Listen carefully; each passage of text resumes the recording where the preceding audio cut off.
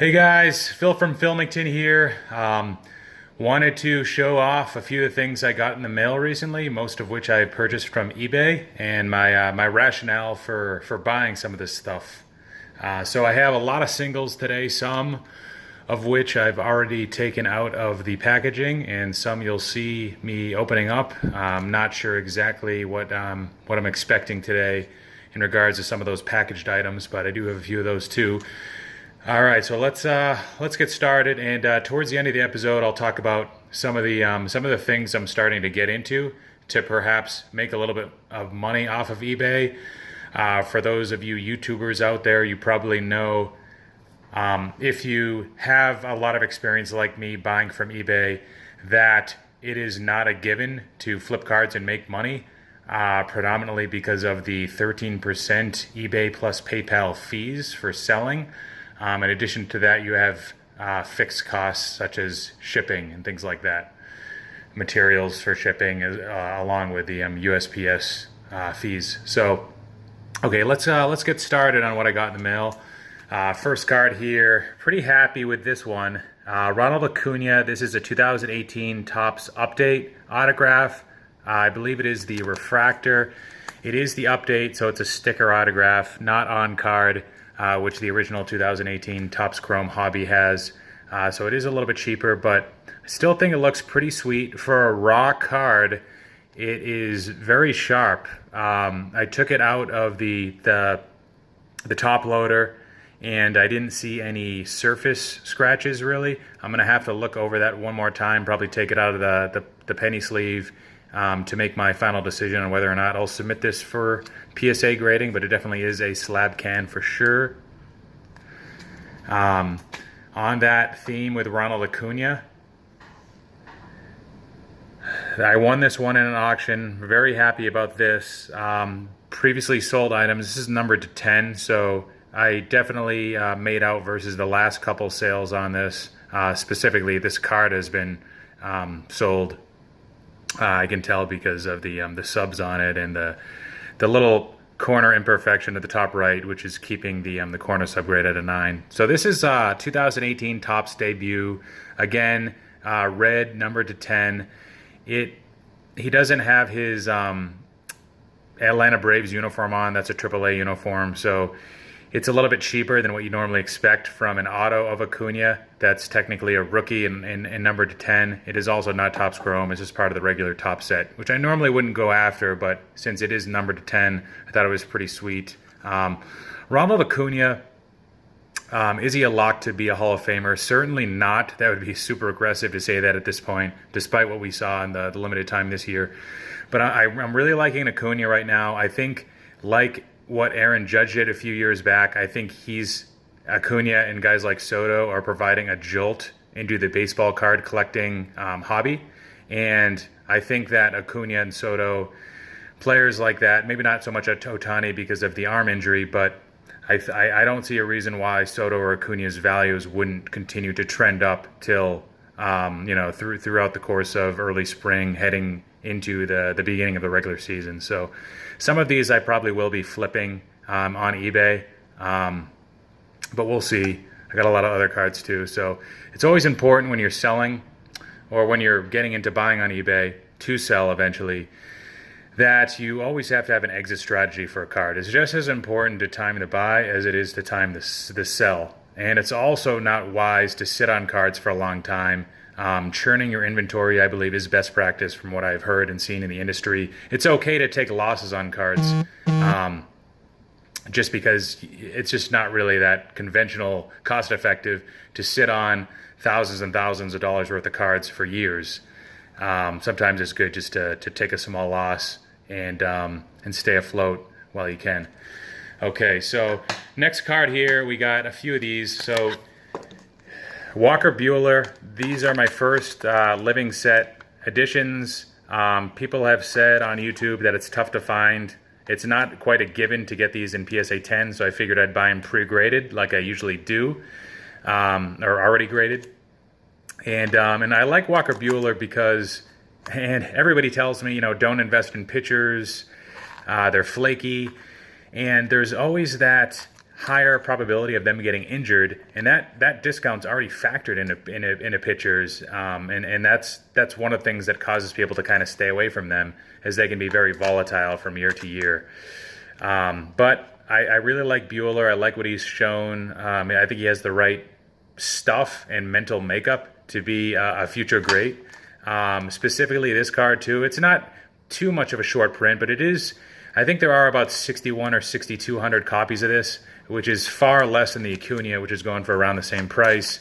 A lot of people are going after, well, of course, Joe Panic and Markakis. Those guys are numbered to like 2,000 or 3,000, I believe. And those cards are going for a lot. But Rhys Hoskins, his PSA 10s are going for about 70, 75 right now, about triple of what Walker Buehler is. And Hoskins is numbered to like 55,000 or 5,500, so not too differently from Buehler. At this stage of their careers, though, if you had to pick one that would be a future Hall of Famer, would you really say that Rhys Hoskins has a higher likelihood of doing that? I'd argue against that. The comps to Clayton Kershaw, that's not fair. Everybody's like, oh, he's the new or the future Kershaw. Again, I don't think that's fair, but I think he's going to be quite a spectacular pitcher, and he's super young still. Plus, he's not left-handed, so why would you compare him to Kershaw just because they're on the same team? I don't know. Okay, this next card, Juan Soto. Here we go. I brought him up a little bit earlier. This is a base autograph 2016 Bowman Chrome. Geez, these boxes are going for a lot right now. The 2016 jumbo boxes, or I think they call them vending boxes, are just astronomical. This is the year that also has Bregman, Vlad, and many, many others. Definitely a stacked year to get. I also recently picked up a master box of these, and it ran me about $300, and I was pretty happy about that, to be honest. So I paid. So as you can see, this has an autograph 9. A lot of collectors stay away from auto 9s. See, my thinking on that is, if the autograph looks like shit, or more specifically, if it's running off the card, which you can see here, it's not running off the card, it's contained, not in the center, but close enough. So what I'm getting at is, if there's something visibly wrong with the autograph, then sure, I think the card should be devalued. In some cases, it can be devalued 30 or 40% of what a 9.5/10 would be going for, auto. But in this case, there's really just a streak, which is probably what caused the 9 auto right here. And I don't think it looks that bad. Does it look perfect? No. But guess what? There's a lot of PSA 10s that have autos that look worse than this, that are probably going for PSA 10 prices without a discount. So what I see here is I see these subs. 2 10s and 2 9.5s. Now, a lot of people say that BGS for newer cards is more strict on grading, so most 9s even and 9.5s would all cross over to a 10. But I don't necessarily believe that. I think that even if I was to crack this out of the case, which I probably won't, just because I have 9.5s on here, but I think that PSA has maybe even gotten more strict because of this whole competition with Beckett, and they've always been pretty strict with corners and edges. And I think if they saw one thing that they didn't like, that they would just knock it down to a PSA 9. So if the corners or edges had been 9, then I think even if I cracked this out and sent it to them, I think that it would come back with a PSA 9. Now, why would you ever crack this out? Why would you take the risk? I could damage the card, and then I could have to maybe I could send it over to PSA with a minimum grade. It might come back not meeting the minimum grade, then I'd send it to BGS, and I could get a worse grade. Well, the reason why you crack these out sometimes is because PSA doesn't really want to take a hit to their reputation. They consider Beckett a competitor, and it's not, I don't know, it would be hard, I think, for them to accept that, oh, well, it's not good enough to be a 10 in Beckett, and it's not good enough to have 9.5 subs all around in Beckett, but we'll give it a 10 just because we like you and that's the way we do business. No. They're going to try to compete. They're going to try to pretend or just have pretty strict, I guess, requirements around what they give for grades.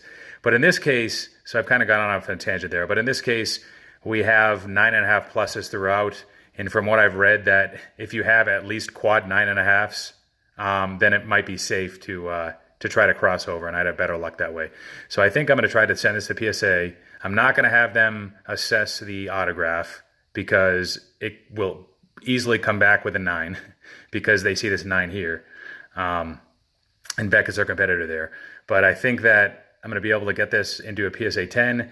If it comes back and it doesn't get it, of course, I'm going to submit it with a minimum grade. Then I'll try again and I'll crack if I have to, and I'll resubmit to PSA if I don't get that 10 the first time.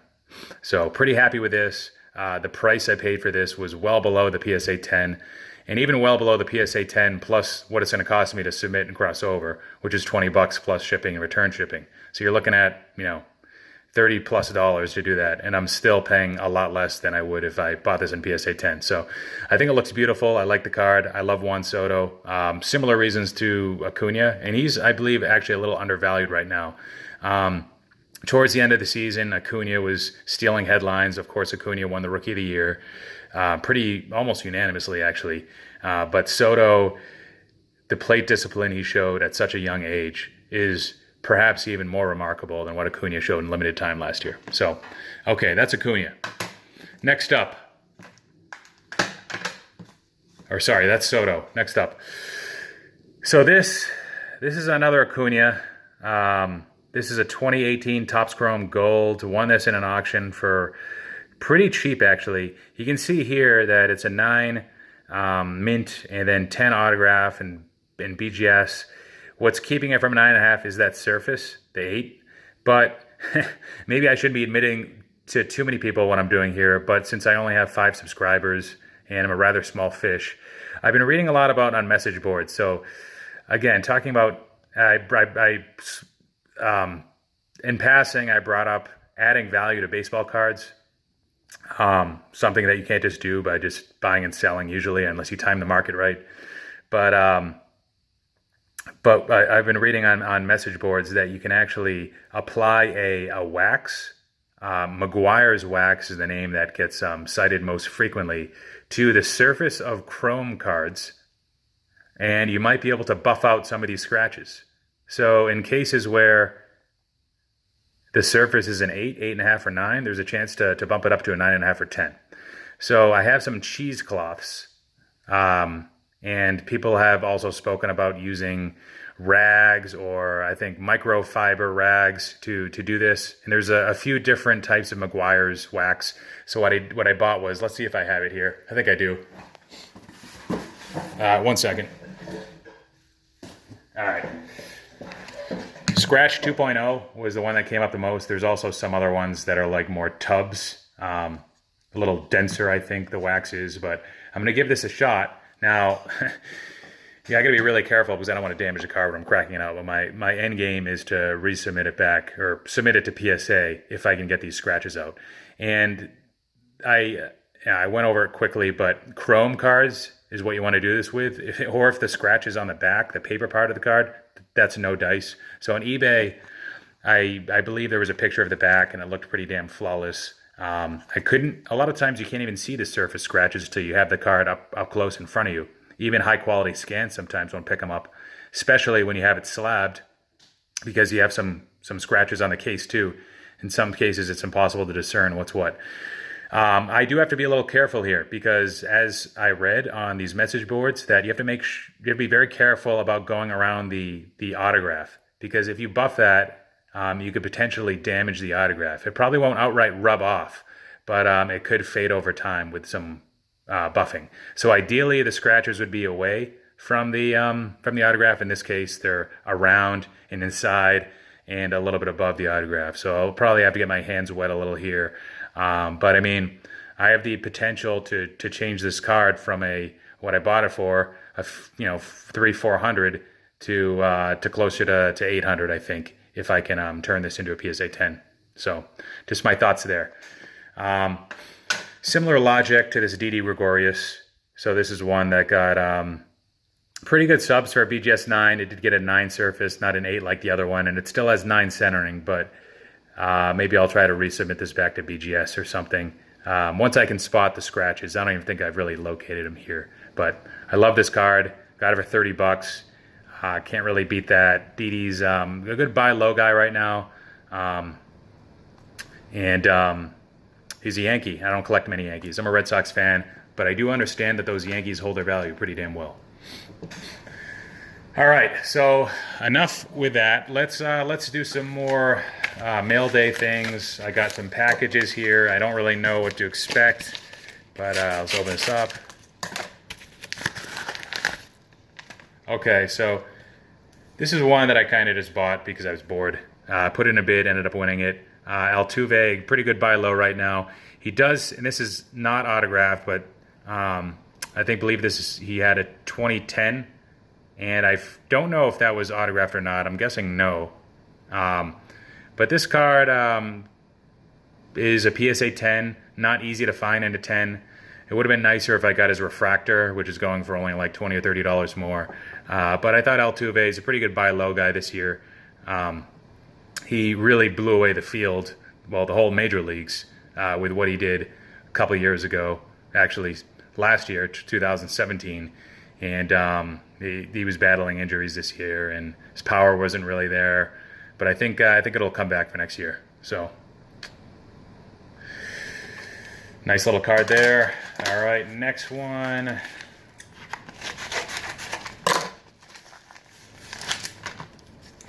All right, so I couldn't resist. I saw a bunch of box breaks of this on YouTube, and I ended up picking up 4 or 5 boxes of the hobby boxes with the 2 guaranteed autographs. So, you know, this is a Topps Gallery card. Pretty nice. It's hard to find Soto autographs. If you really like dig on eBay, Soto versus guys like Acuna and Ohtani, there's gonna be a lot less Sotos available. Part of the reason for that is because the 2018 Bowman set didn't really feature an autograph, I don't think, of Soto. You'll see a lot of his non-autos being sold, and for quite a bit, but I thought this was a really nice card. It is a sticker autograph, but I thought I got a decent deal on it. Centering left, right, not perfect. Probably won't be submitting this, but in my collection of modern cards, I just have so many Bowman Chrome first-year autographs, which is nice and all, especially for resale value, but I just needed something to mix it up. Part of the reason for me going after the Topps Living set with the Buehlers that I showed earlier too, but I think a pretty sweet card. It's really hard to bust. It's really hard to get one of these in a box.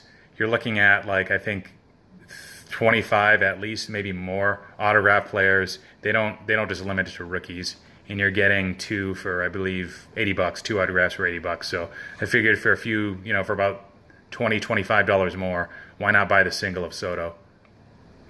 Especially when the other base cards won't be retaining their value, and the autographs might not either. Topps Gallery isn't really a highly coveted set. It's kind of in the same territory with, like, Topps Holiday, probably, which just came out. It's my guess. I haven't really followed it too much, but I thought the cards looked really sweet, so I did buy a few boxes of those, but not to open myself. I'll explain a little bit about that later. All right, so, and I also got a few larger packages, so let's open those. Again, not entirely sure what to expect here.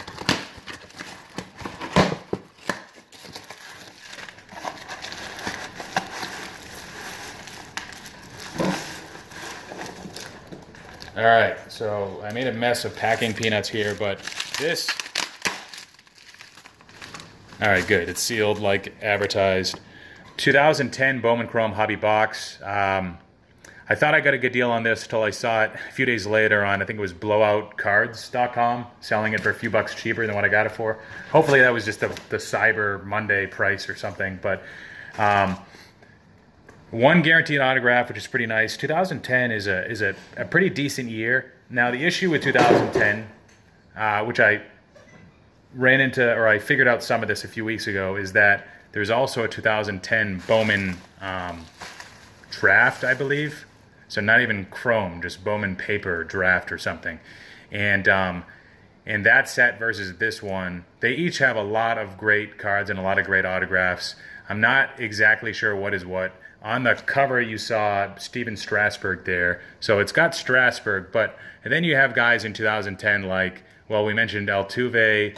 Of course, you have JD Martinez's first card. And then you have autographs like Christian Yelich, Nolan Arenado, and Chris Sale. And there's a bunch of other ones that, Machado.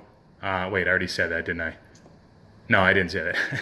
And I'm not quite sure what's in what. But great year. There's definitely a lot worse years. I figured I'd pick it up. That's probably something that I'll try to flip at a show for close to what I paid, maybe even a little bit less. I like some of the other boxes better that I purchased recently. I recently purchased a 2012 Bowman Chrome hobby box for a lot less than what I paid for the 2010.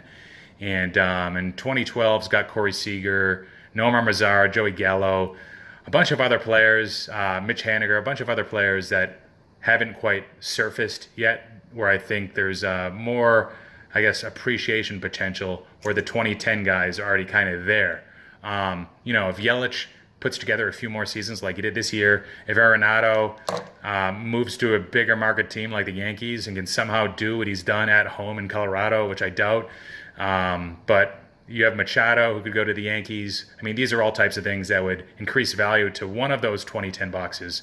I'm not sure, again, which one that I have. Just kind of confusing to me. All right, so I got another box here.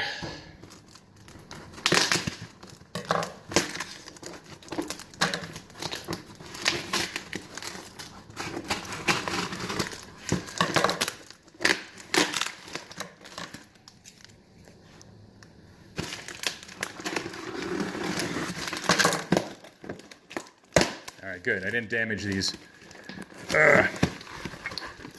All right, so I know what these are, but I have to show them to you. All right, so we got a pretty good deal on these. I might as well just get into it now since I have the product in front of me. So what I've done recently is I've started to assemble a collection of boxes with the idea of opening them up and then putting the packs in individual. You see a lot of this on YouTube. They call them mystery boxes. In my case, this is going to be a little bit higher end, so I'll probably need to disclose what's in the box to justify the cost. But I did pick up 8 or 9 of these Bowman regular 2018 blaster boxes because I plan on including 2 packs in each mystery box. So 9 boxes gives me 72 packs. So the whole idea of this is to have 36 mystery, or call it a rookie card explosion box, because that's how I'll be marketing it. So just to give you a little insight into what that will be, and I do have better distribution channels, so I don't have to worry about the shipping cost, hopefully too much with this. I recently did my first baseball card show for the first time. It's a weekly recurring show. The problem with that is that I can't get a guaranteed spot every Sunday, but I will be doing a larger show in Wilmington, Massachusetts next year at Shriners, $300 table. So hopefully I'll be able to sell a bunch of those there.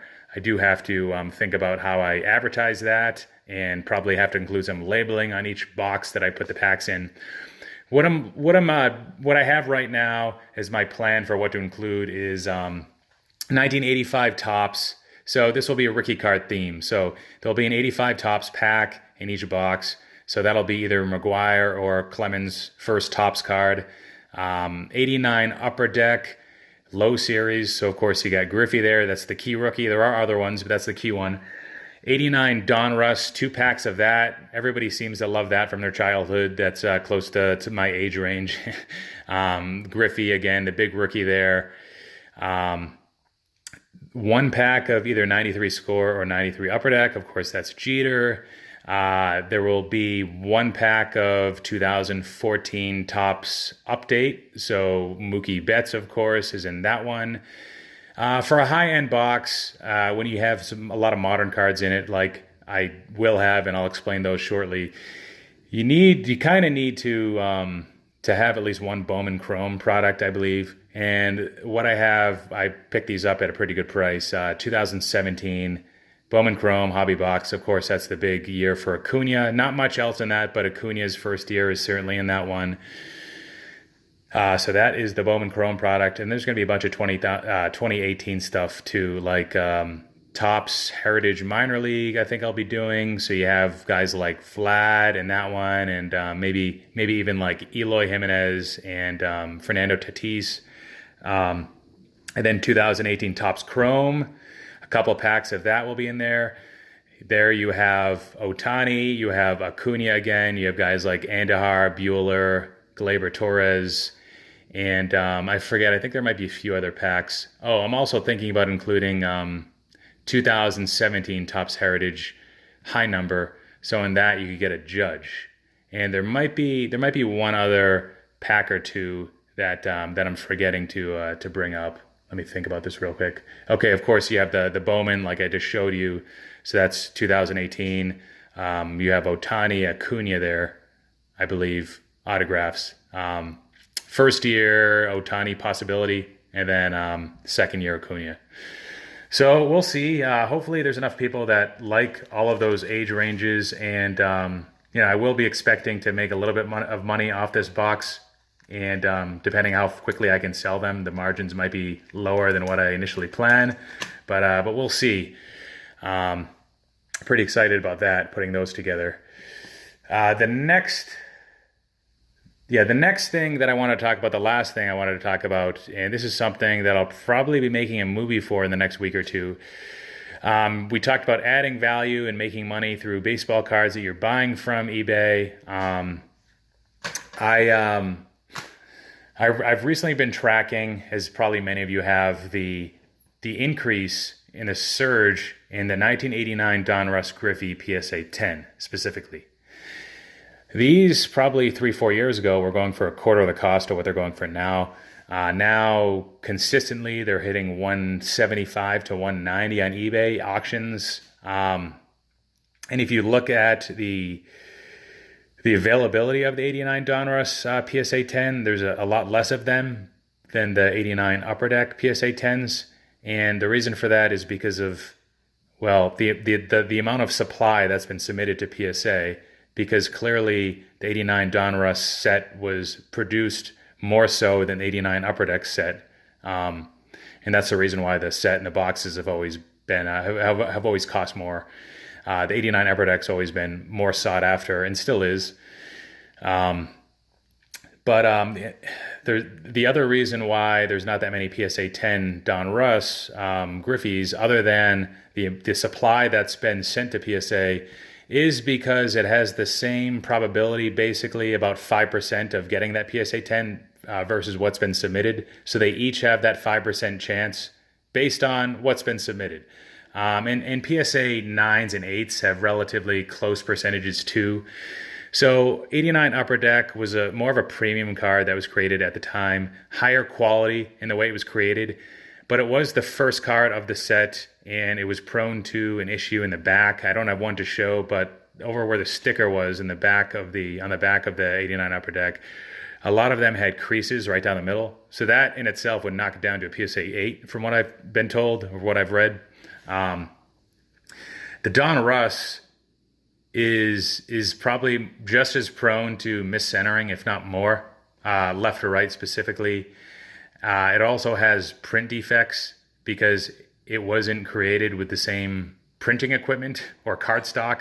Just feels cheaper by nature. It is also prone to a lot of chips, chipping that can happen after the pack's been opened, or maybe while the packs or boxes have been handled. So I'm thinking that my chances of getting an 89 Donruss PSA 10 Griffey, say if I had one pack of Upper Deck and I had one pack of Donruss next to each other, and they both came out of sealed boxes in sealed cases, and they both had one Griffey rookie card inside them, I think there'd be a slightly higher chance to pull that 89 Donruss Griffey, just because of the greater chance of damaging the card after it's been taken out of the pack, or during when it's being taken out of the pack. or while it's been in a warehouse and shifted around outside of in a loose box or in a loose case.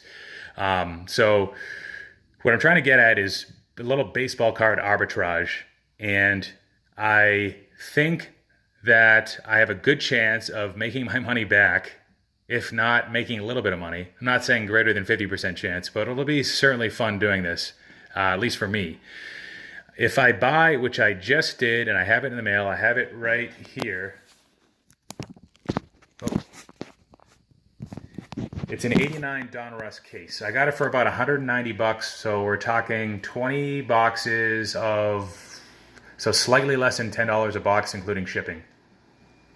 The chance of me pulling an 89 Donruss Griffey in each box is about somewhere around 75%. So I should be able to get like 14, 15, I'm thinking. Now, these are all rough numbers. I haven't calculated how large the set is. I do know there's roughly 450 to 500 cards in a box, though. So if I get 15 Griffies, based on that 5% probability, that gets me close to 1 or 0 PSA 10 Griffies. But like I said, I think a lot of these Griffies were mishandled afterwards. And what I'm going to do is I'm going to build a pile of the Griffey 15 or so rookies I get. Maybe it's more, maybe it's less. And anything that I think is at least a PSA 9. Now I have to really scrutinize these cards. If there's anything that's an 8 or below, I'm not going to be able to make my money off that. Even if it is a bulk submission, paying $8 to $11 or whatever through PSA, I think I could get close to that back, almost all of it back, including the shipping, if I sell them on eBay if they're PSA 9s.